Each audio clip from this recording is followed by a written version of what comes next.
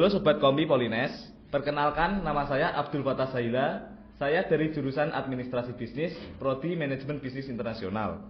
Di sini kita akan berbincang-bincang dengan para narasumber kita pada hari ini. Halo Kak. Halo Kak, Mungkin bisa dimulai perkenalan nih. dari siapa dulu nih? Dari kamu dulu aja. Oke, perkenalkan nama saya Bagus Armandoni, jurusannya itu dari Teknik Elektro, prodinya D4 Teknik Telekomunikasi.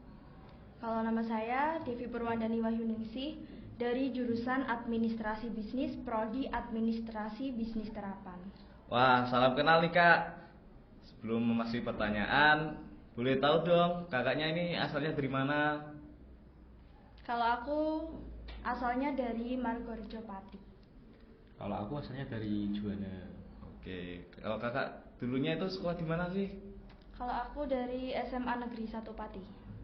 Kalau aku sendiri ya di sini SMK BTB Juwana, Oke. atau Bina Tunas Bakti. Oke, sekarang kita masuk ke sesi sharing nih Kak ya. Oke. Ngomong-ngomong soal Polines, mungkin di beberapa kalangan belum pada tahu nih apa sih Polines itu dan apa aja yang ada di dalamnya. Nah, mungkin bisa nih kakak jelasin secara singkat mengenai Polines. Nah, Politeknik Negeri Semarang sendiri itu satu dari 6 politeknik yang didirikan menggunakan dana bantuan dari Bank Dunia. Nah, pada awal perkembangannya pada tahun 1982, Politeknik itu hanya punya 3 jurusan, Kak. Ada jurusan teknik mesin, teknik sipil, dan juga teknik elektro. Nah, dalam perkembangannya pada tahun 1985 ada jurusan baru nih, Kak. Jurusannya tuh administrasi bisnis sama akuntansi. Lalu pada tahun 1997 Politeknik Negeri Semarang diakui dalam Satuan Kerja Mandiri dan berubah nama menjadi Politeknik Negeri Semarang. Pada sebelum itu Politeknik Negeri Semarang namanya tuh Politeknik Universitas Diponegoro, Kak. Nah, ngomong-ngomong nih Kak, di Polines itu ada berapa fakultas dan berapa prodi sih? Kalau untuk di Polines itu namanya bukan fakultas ya Kak, tapi jurusan. Nah, untuk jurusannya sendiri itu ada 5 jurusan. Ada jurusan teknik mesin, teknik sipil, teknik elektro, administrasi bisnis, dan akuntansi. Lalu untuk jurusan akuntansi itu ada 6 prodi di dalamnya. Nah, ada 2 prodi diploma 3. Ada prodi akuntansi dan juga keuangan dan perbankan. Lalu untuk sarjana terapannya ada 4 prodi. Ada akuntansi manajerial, ada analis keuangan, perbankan syariah, dan juga komputerisasi akuntansi. Lalu untuk di jurusan administrasi bisnis ada 4 prodi di dalamnya. Ada 2 prodi diploma 3, yakni administrasi bisnis dan juga manajemen pemasaran. Lalu untuk sarjana terapannya itu ada administrasi bisnis terapan dan juga manajemen bisnis internasional. Mungkin untuk jurusan teknik bisa nih dijelaskan oleh Kak Bagus. Nah, selanjutnya itu ada jurusan teknik. Jurusan teknik sendiri di Polines ada 3. Yang pertama itu teknik sipil. Nah, di teknik sipil sendiri terdapat 4 prodi. Untuk prodinya itu dipisah menjadi diploma 3 sama sarjana terapan. Untuk diploma 3-nya sendiri yaitu ada konstruksi gedung dan juga konstruksi sipil. Untuk sarjana terapannya sendiri ada teknik perawatan dan perbaikan gedung dan juga perancangan jalan dan jembatan. Selanjutnya yaitu ada teknik mesin. Untuk teknik mesin sendiri ada 4 prodi juga. Nah, untuk diploma 3-nya ada teknik mesin dan juga teknik konversi energi. Untuk teknik mesin sendiri di prodi sarjana terapannya ada 2 juga, yaitu teknologi rekayasa pembangkit energi dan juga teknik mesin produksi dan perawatan. Nah, untuk selanjutnya yaitu teknik elektro. Teknik elektro di Polres sendiri itu prodinya paling banyak nih Kak, ada 9 sendiri. Nah, untuk di diploma 3-nya itu ada teknik elektronika, terus ada teknik listrik, ada teknik informatika dan juga teknik telekomunikasi.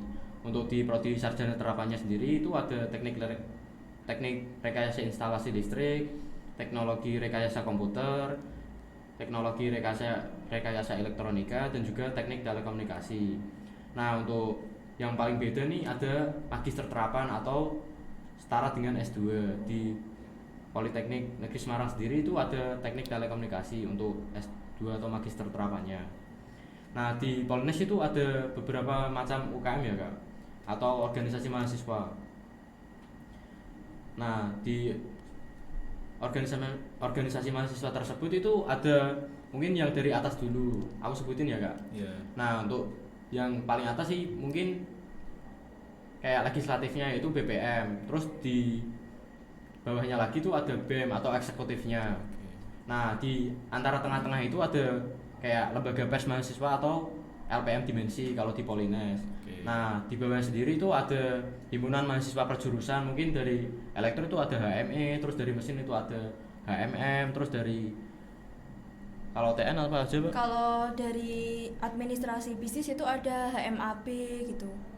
Nah, terus selain himpunan mahasiswa jurusan juga ada kayak UKM atau mungkin kalau di SMA atau SMK mungkin nyebutnya ekstrakurikuler. Nah, itu ada kayak organisasinya. Contoh aja ya, kayak Racana itu kayak pramuka gitu, terus Wapalhi itu yang kayak pecinta alam, terus ada PP itu kayak lebih ke pengetahuan gitu, terus ada juga konsep. Nah, buat yang mungkin buat kalian-kalian yang punya kayak jiwa seni atau apa bisa masuk konsep. Itu kayak ada banyak lah di situ buat ngembangin potensi kalian. Nah, mungkin cukup itu aja sih Kak. Wah, menarik banget ya Kak di Polines. Ternyata di Polines banyak juga jurusan sama organisasi-organisasinya. Mana menarik-menarik banget lagi. Ya buat apa? Buat adik-adik yuk join di Polines, banyak banget loh UKM-UKM yang ada di Polines buat mengembangkan bakat kalian. Betul, juga bisa mengasah jiwa organisasi kalian. Nah, boleh banget tuh. Ngomong-ngomong nih Kak, kakaknya nih seorang mahasiswa nih ya. Kalau zaman sekarang tuh banyak tuh jenis-jenis mahasiswa.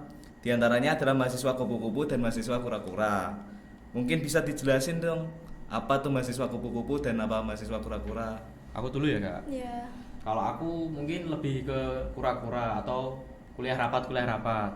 Nah, mau sharing aja ya nih Kak. Oke. Aku kan di Polines kan join mungkin kayak himpunan mahasiswa jurusan, kan aku dari elektro. Nah, berarti aku ikutnya HME. Nah, di situ kan pasti ada kayak kegiatan atau program kerja atau proker gitu. Nah, di setiap prokernya pasti ada ngadain rapat. Nah, kayak di rapat-rapat itu mungkin jadi sebutan kura-kura itu kayak di sela kita lakuin kuliah juga ada rapatnya di setiap pulang atau mungkin ya di sela-sela waktu itulah ada rapatnya. Kalau untuk mahasiswa kupu-kupu sendiri itu kupu-kupu itu singkatan dari kuliah pulang gitu. Ngomong-ngomong nih Kak, kakaknya kan seorang mahasiswa nih ya. Nah, kalau zaman sekarang tuh banyak tuh jenis-jenis mahasiswa. Di antaranya mahasiswa kupu-kupu dan mahasiswa kura-kura. Mungkin bisa dijelasin nih apa tuh mahasiswa kupu-kupu dan apa mahasiswa kura-kura? Aku dulu ya Kak. Oke. Nah, aku di sini mau jelasin yang kura-kura. Kura-kura sendiri singkatannya yaitu kuliah rapat. Nah, aku juga mau sharing nih Kak.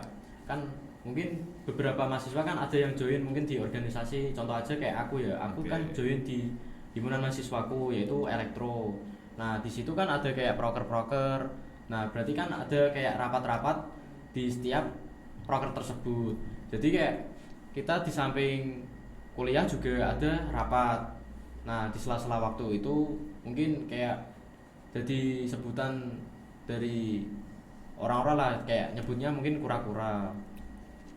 Kalau untuk mahasiswa kupu-kupu sendiri, kupu-kupu itu singkatan dari kuliah pulang gitu Kak. Jadi jenis mahasiswa kupu-kupu itu biasanya mahasiswa yang tidak ikut organisasi Kak.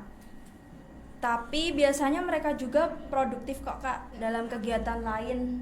Seperti mereka berjualan, kalau enggak mereka biasanya ikut kerja freelance gitu Kak. Oke. Jadi aku mau tanya nih, apa sih alasan dan tujuan kakak-kakak ini memilih menjadi mahasiswa kupu-kupu dan mahasiswa kura-kura? Dan apa pertimbangan yang diperlukan untuk mengambil keputusan itu? Kak Bagus dulu ya. Oke. Kalau alasan kayak kenapa aku milih kura-kura? Ya. Nah, dari dulu kan aku SMP, SMK itu belum join organisasi sama sekali. Nah, mulai dari kayak aku pas masuk kuliah tuh kayak mikir kayak organisasi itu ternyata kayak perlu kedepannya kan kita bekerja. Iya. Nah, ya salah satu alasannya yaitu kayak pengen nambah pengalaman organisasi. Terus di samping itu juga kita kan butuh, kalau mau melamar kerja kan butuh CV ya. Nah, kan kalau kita join organisasi mungkin A kan bisa melampirkan ada CV tersebut. Karena mungkin kata orang-orang ini kayak semisal kita masuk kerja di dunia perusahaan, mungkin kayak di interview sama ya di interview itu terus ditanyain kayak dulu di Polines tuh join organisasi apa terus jadi apa. Ya menurutku itu sih Kak, kayak perlu banget. Lalu untuk aku nih Kak, jadi gini ya Kak, setiap orang kan pastinya punya hak ya Kak dalam Iya. mengambil keputusan untuk dirinya sendiri ya.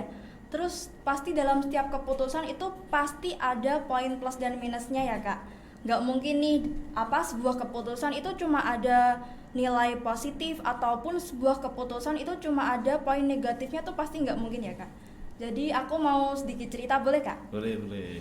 Jadi sebenarnya jiwa untuk tidak ikut organisasi ini sudah tertanam sejak aku di bangku SMP sih Kak.